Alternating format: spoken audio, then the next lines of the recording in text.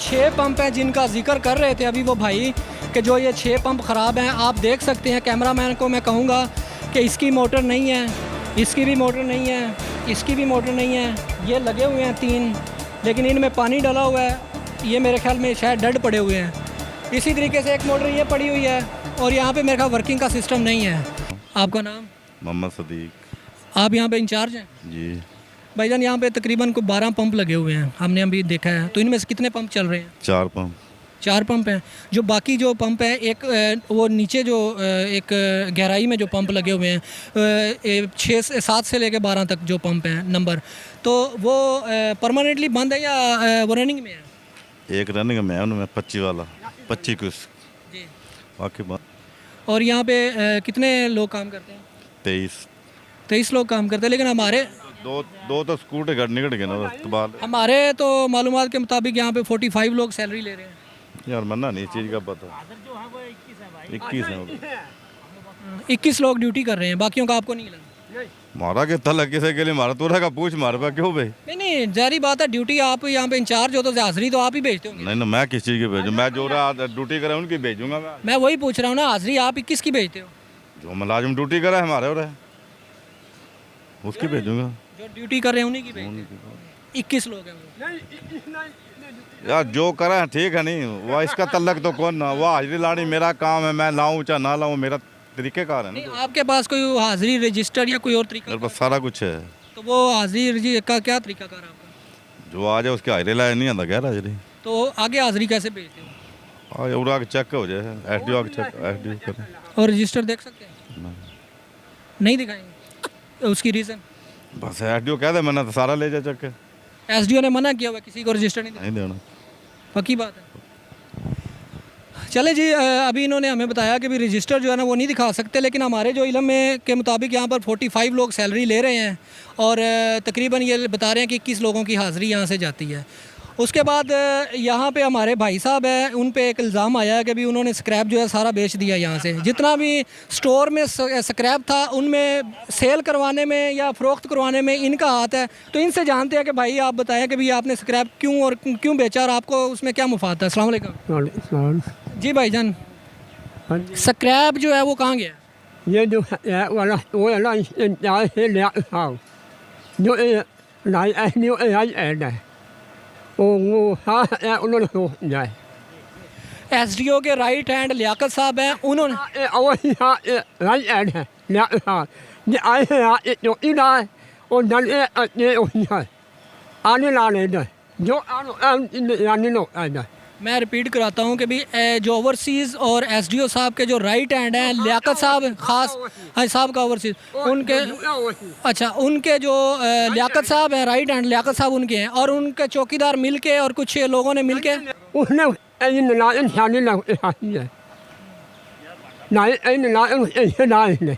अच्छा मुलाजम कहीं इसमें शामिल है? हाँ जी शामिल है। तो आप उनके बारे में कंप्लेन क्यों नहीं करते?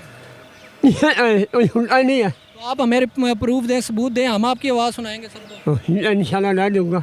आप एक एप्लीकेशन लिख के दें और प्रूफ सबूत दें, हम आपकी आवाज़ आगे तक पहुंचाएंगे, आला अफसरों तक पहुंचाएंगे, हम लेके जाएंगे। अस्सलाम वालेकुम नाजरीन, मैं हूँ राना कीलयास, आप देख रहे हैं एमरा न्यूज़। नाजरीन, हम आज बात करेंगे ई प्लाट पंपिंग स्टेशन के हवाले से, जो कि ज़िला उकाड़ा तहसील रनाला खुर्द में चक नंबर 1 बनेल के करीब है।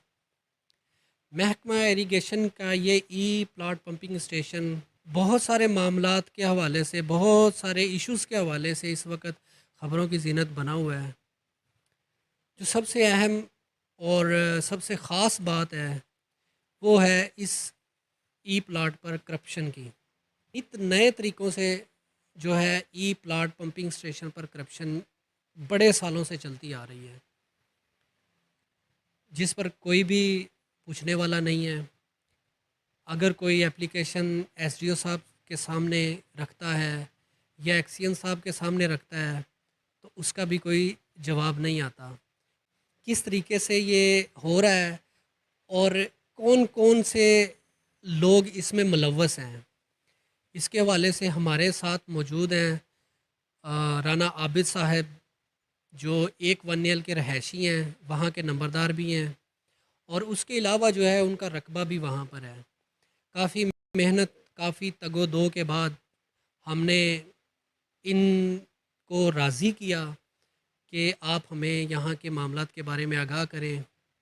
इनको भी काफ़ी मसाइल का सामना है, कुछ रिश्तेदारियाँ, कुछ तल्लक, कुछ दोस्त, इनको भी एक राज फाश करने से जो है रोकने पर मजबूर कर रहे हैं।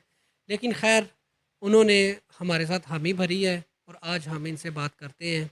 आइए हम इनसे बात करते हैं इस हवाले से। जी, अस्सलाम वालेकुम। वालेकुम अस्सलाम। जी आबिद भाई, पहले तो आप ये बताएं कि इस ई प्लाट पंपिंग स्टेशन पर आप कब से नज़र रखे हो? अकील भाई, मैं तकरीबन बचपन से ही इस ई प्लाट पंपिंग स्टेशन पर, जब मैं 6, 7, 8 साल का था, अपने वालिद साहब के साथ अपनी ज़मीनों पर आता था। तो ये ई प्लाट पंपिंग स्टेशन पर आधा हिस्सा जो था वो वापडा के अंडर था, जो कि रिनाला ARE के अंडर आता था, जो कि उधर पावर प्लांट बना हुआ है। यहाँ पे कोई पावर का भी कोई प्रोजेक्ट है यहाँ पे, कोई मतलब वापडा के हवाले से है? पहले था, जो कि इंग्लैंड के पंप लगे हुए थे ना, वो तकरीबन वो कुछ बिजली जिस वक्त वो चल जाते थे, ऊपर उनके ऊपर डैनमो लगी होती थी, तो वो डैनमो बिजली भी बनाती थी। यहाँ पर जो मोटरें लगी हुई थी पहले, वो बिजली बनाती भी थी, पैदा भी करती थी, और उसके बाद वो इलाके को सप्लाई करते थे। जो रिनाला खुर्द में था वो तो बिजली इलाके को सप्लाई करते थे, लेकिन रिनाले से बिजली बनने के बाद इधर ई प्लाट पंपिंग स्टेशन पर आती थी और उससे ये पंप चलते थे। लेकिन वो बाद में एक लंबी लाइन थी जो कि कॉपर वायर की थी, वो ख़त्म हो गई या चोरी हो गई जैसे भी। फिर उसके बाद ये ई प्लाट फीडर स्पेशल डाला गया, और वो पंप तो बहुत अच्छे थे, लेकिन ये पिछले जितने भी इधर नए अफसर आए हैं, तकरीबन 15, 20, 25, 30 साल पहले, उन्होंने उनके स्क्रैप में ना जो पित्तल, तांबा और जो जो चीज़ें थी उनका ऐसे जोड़ तोड़ किया कि कुछ जो उनके बुश तांबे के या पित्तल के होते थे, तो कुछ उनकी जो शाफ्टें थी पित्तल की वो लोहे में कर दी। उनके मिचल डलते थे सिक्के के, जो उनके बैरंग होते थे, वो बैरंग दूसरे डाल दिए ये लोहे की गोलियों वाले, यानी कि अपना जोड़ तोड़ करके। उसके बाद वो फ्लॉप हो गए बिल्कुल, अपना जोड़ तोड़। असली जो उनके कंपनी के जैसे वो पंप थे ना, उनका जोड़ तोड़ कर करके उनका भट्ठा बिठा दिया गया था। नए पंप लगे हुए हैं तकरीबन। ये इस टाइम तक इस प्लाट पर, ई प्लाट पर कितने पंप जो हैं टोटल मौजूद, और कितने पंप जो है वो इस टाइम मतलब रनिंग में है? तकरीबन 6-7 पंप ऐसे हैं जो कि ना काफ़ी 15-20 साल से बंद पड़े हैं, और वो शायद कागज़ों में अफसरान के वो चल रहे हैं, और वो नीचे उनके ना वो ऊपर मोटरें तो उनकी खड़ी हैं, नीचे शायद उनके वो सामान भी नहीं है। मतलब जो जो नीचे पानी को, अम्ब्रेलर वगैरह या जो पखा वगैरह होता है, जो जिससे वो पानी उठाकर ऊपर फेंकते हैं, वो चीज़ें शायद नहीं है, मेरे ख्याल में नहीं है, क्योंकि वो इन्होंने निकाल कर वो कबाड़ में बेच दिए हैं अफसरान ने। जैसे कि 90 क्यूसेक के कोयल थे, बहुत बड़ी बड़ी तारें थीं, 200-200 गज़, 500-500 एम की जो मोटी तारें होती थी कापर की, वो सारी इन्होंने बेच दी। कीमती सामान, करोड़ों का सामान जो कि इन्होंने बेच के खा गए हैं अफसरान। तकरीबन ये 14-15 पंप हैं। और उनमें से तकरीबन चल कितने रहे हैं? तकरीबन ये 4-5 चल रहे हैं बस। अच्छा, 4-5 चल रहे हैं। उससे इलाके का जो पानी है वो तकरीबन मुकम्मल है? मुकम्मल तो नहीं कह सकते आप, लेकिन गुजारा है। ज़िम्मेदारों को पानी, एक पूरी नायर चलती हो उससे पूरा, आप किसी भी ज़िम्मेदार से पूछ लें, ज़िम्मेदार बेचारे टैलों पर तो रो रहे हैं, उनको पानी पूरा नहीं जा रहा है। आप सर्वे करके देख लें, ज़िम्मेदार आपको बताएंगे क्या हालात है। अगर इधर बारिशें ना हों तो लोग तो बिलबिला उठें बेचारे इधर। यहाँ पे हमने स्क्रैप की बहुत बहुत बड़ी बड़ी मशीनें, मोटरें देखते थे, पाइप देखते थे, बहुत हैवी किस्म का स्क्रैप यहाँ पर पड़ा था, इधर प्लाट वाली साइड पे भी और स्टोर में भी भरा हुआ था। लेकिन वो अभी जब हम रिसेंटली गए हैं तो वो हमें नज़र नहीं आया।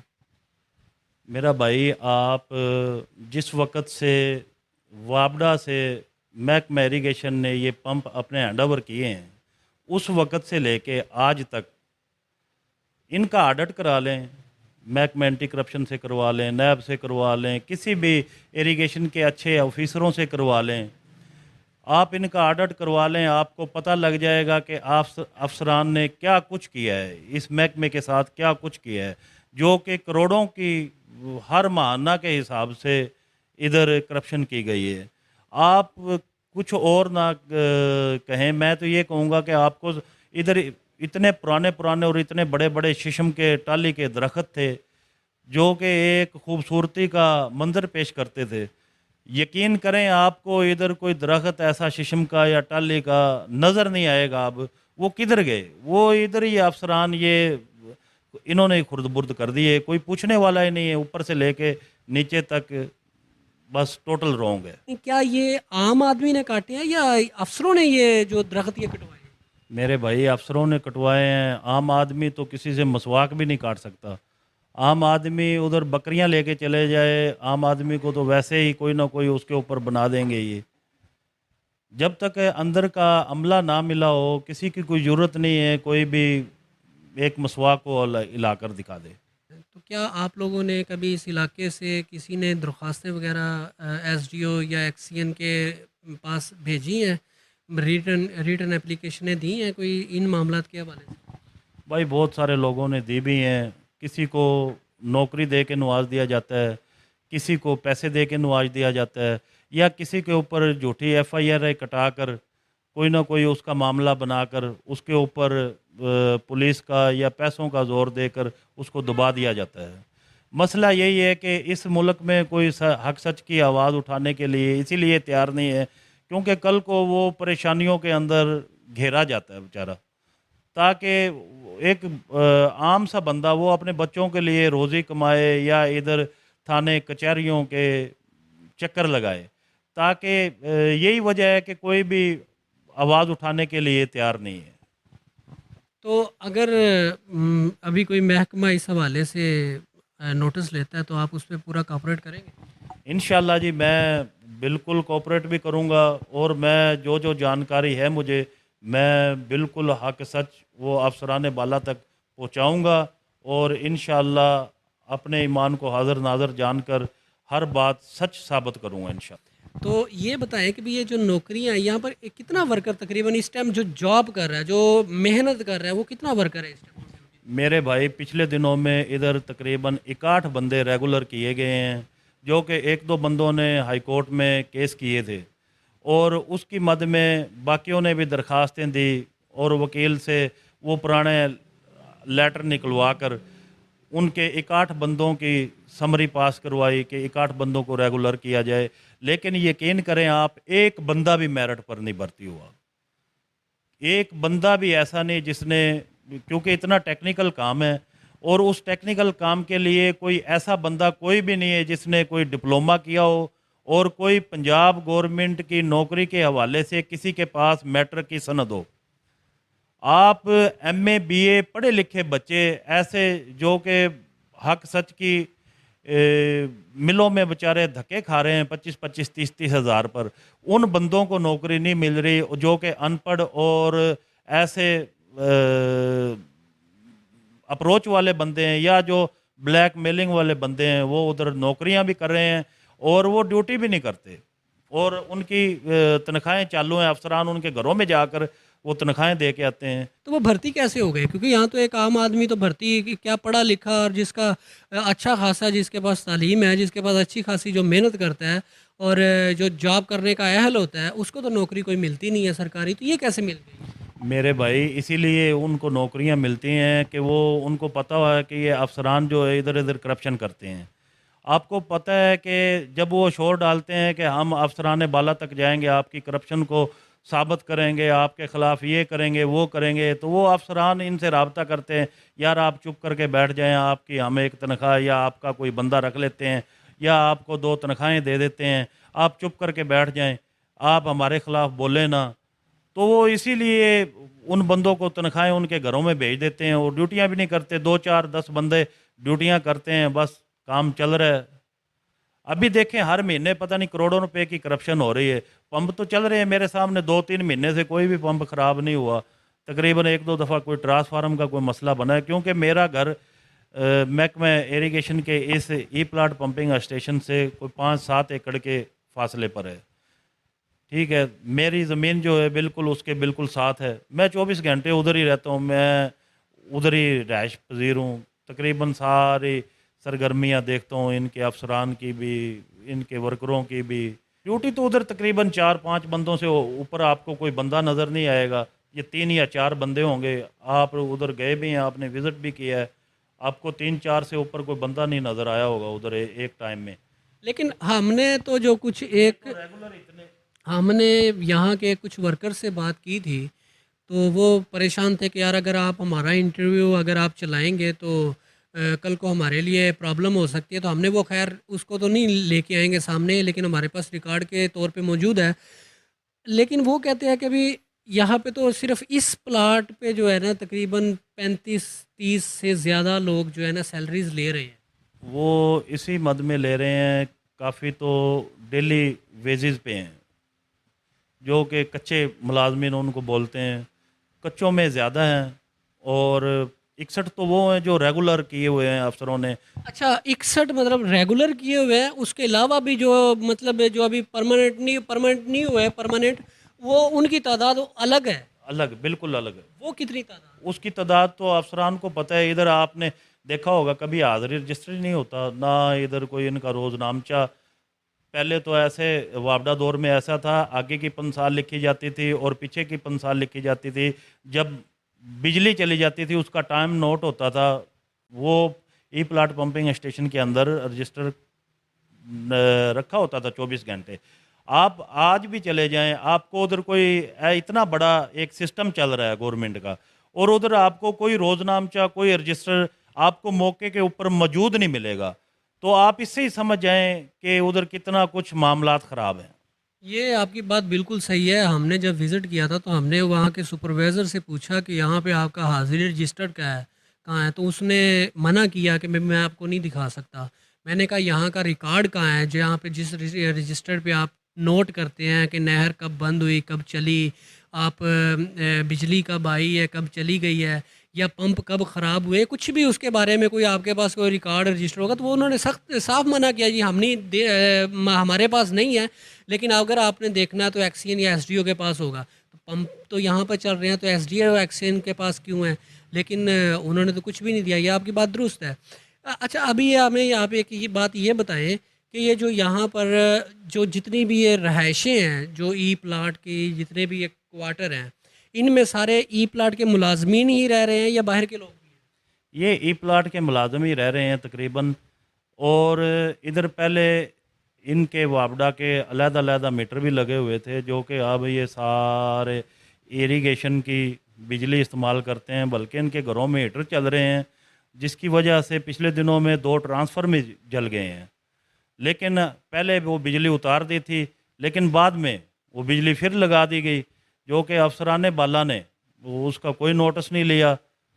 दोबारा फिर वही ट्रांसफार्मर मरम्मत होके आ गए। हालांकि ये एक मेरा नुकसान है, मैं पाकिस्तान को टैक्स देता हूँ, ये मेरा नुकसान है, मुझे इस चीज़ की बहुत तकलीफ़ है।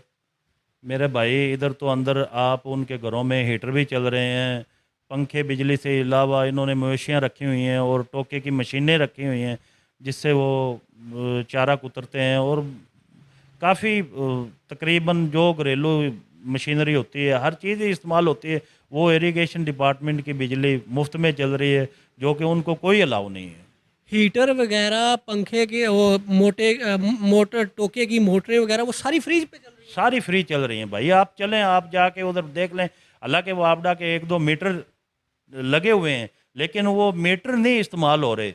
मीटर बिल्कुल बंद पड़े हैं। आपको डायरेक्ट तारें नज़र आएंगी, जो कि स्विचों से उधर से तारें लेके और बाहर क्वार्टरों तक आए हुए हैं, और आगे फिर वो घरों में उन क्वार्टरों में जा रही है।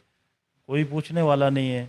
मेरा भाई, ना तो कभी एसडीओ ने कोई एक्शन लिया है, ना एसडीओ ने, ना एक्सिन ने, ना एसी साहब ने। लेकिन अभी चीफ साहब आए हैं जो साहिवाल नए बताए जाते हैं, बहुत अच्छे और ईमानदार ऑफिसर हैं, नीचे से गए हैं, शायद वो इस प्रोग्राम को देखें और कोई एक्शन ले। मेरी भी उनसे मोदबाना अपील है, चीफ सेक्रेटरी साहब से भी, सेक्रेटरी इरिगेशन साहब से भी, कि प्लीज़ इन मामलात को देखें, इनका नोटिस लें, और ऐसी महकमे में काली भेड़ें हैं जो करप्शन का महकमे को नुकसान दे रही हैं, पाकिस्तान को नुकसान पहुंचा रही हैं, इनसे जान छुड़ाएं। अच्छा, ये जो पंप के हवाले से जितना इस टाइम वर्कर काम कर रहा है, इनमें से आपने बताया कि भी कोई भी तालीम याफ्ता नहीं है। यहाँ का जो सुपरवाइज़र है, टेक्नीशियन है, उनके एक्सपीरियंस, डिप्लोमे, जो इतने बड़े पंप जो चल रहे हैं, वो खुद यहाँ पे पंप खोल के उसकी मेंटेनेंस करते हैं, ये खुद ही मतलब वो सारा कुछ करते हैं, या वो बाहर से ही सारा करवा रहे भाई कुछ ये खुद कर देते हैं,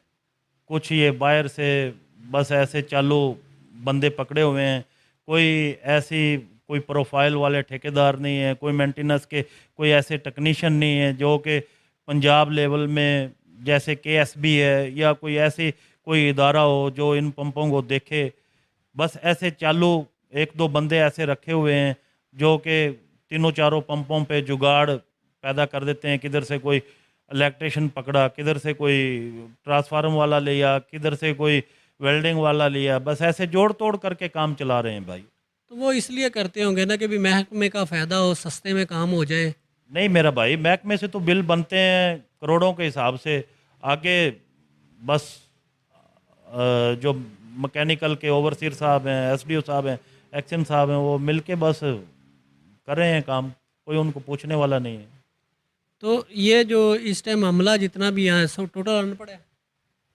बिल्कुल ऑपरेटर हजरात, फोरमैन तक, आप फोरमैन को एबीसी भी नहीं आती, आप जाके देख लें। वो एक महकमे का फोरमैन है, एक इतना बड़ा करोड़ों का मशीनरी है, इतना बड़ा सिस्टम है जो कि 115-20 गाँवों को, देहातों को ये नहर ज़ेरे आब करती है, ज़मीनों को।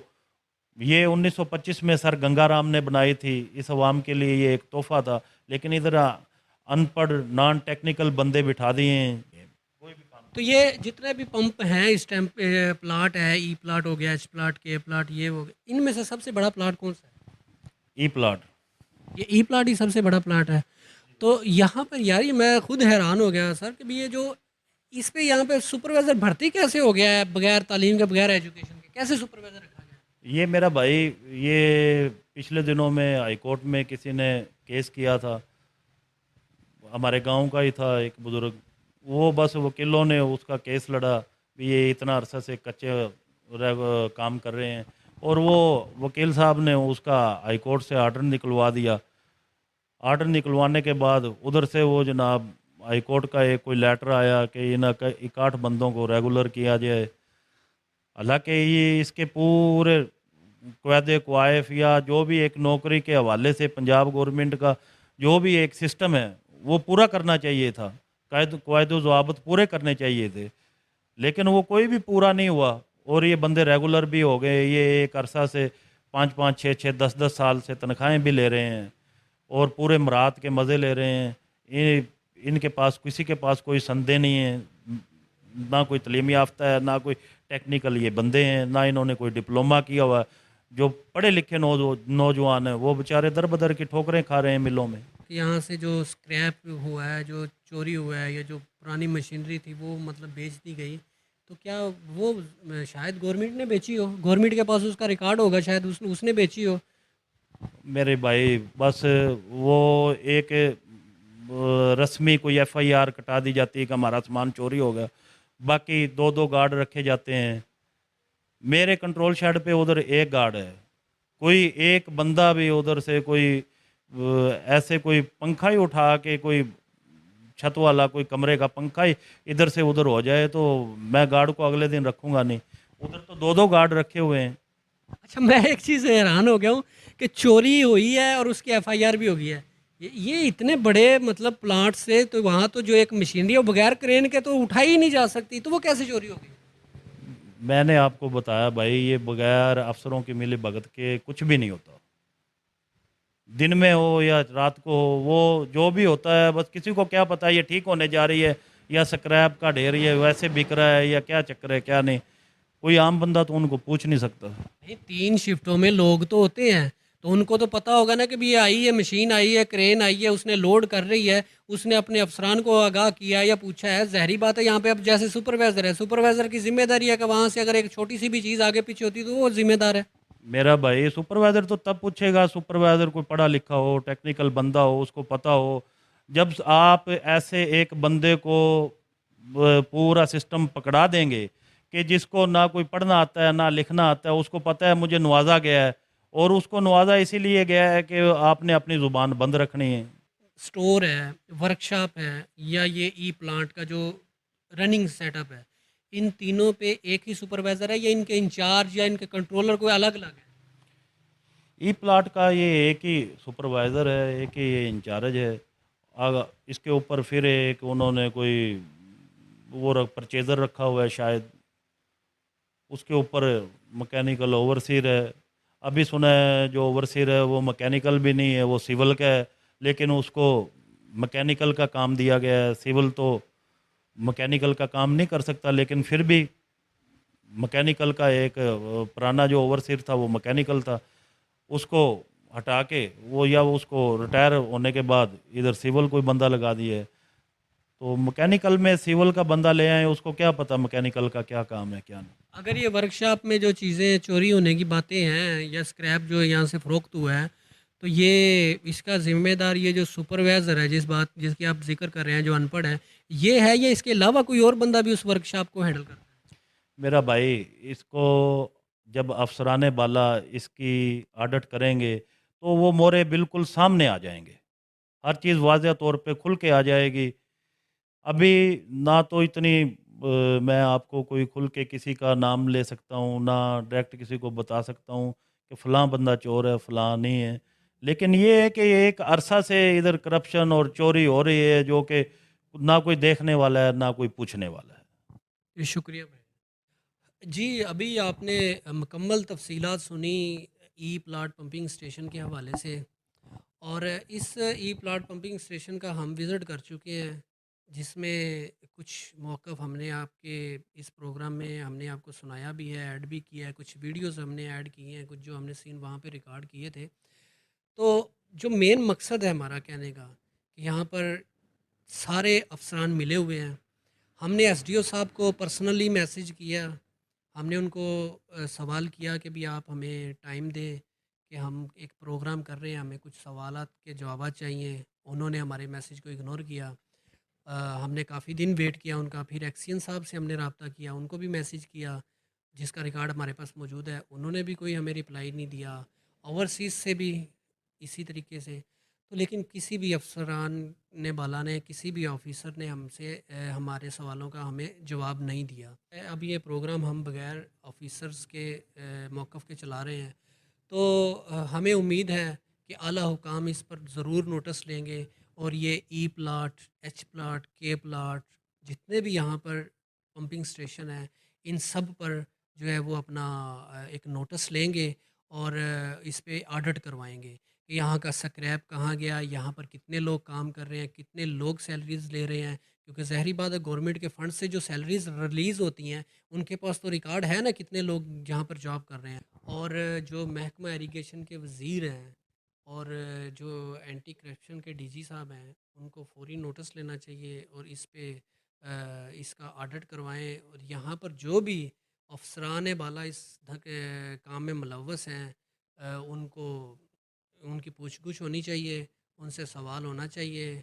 वरना आप देख रहे हैं कि हमारे मुल्क में हमारे इस वक़्त एक गरीब आदमी, आम आदमी तड़प रहा है, पिस रहा है गुर्बत से, महंगाई से, और ये लोग हैं करप्शन, चोरी और फ्रॉड से अपनी जेबें भर रहे हैं और अपना घर चला रहे हैं। ऐसा हरगिज़ नहीं होना चाहिए। राना कीलियास, एमरा न्यूज़, हबीबाबाद।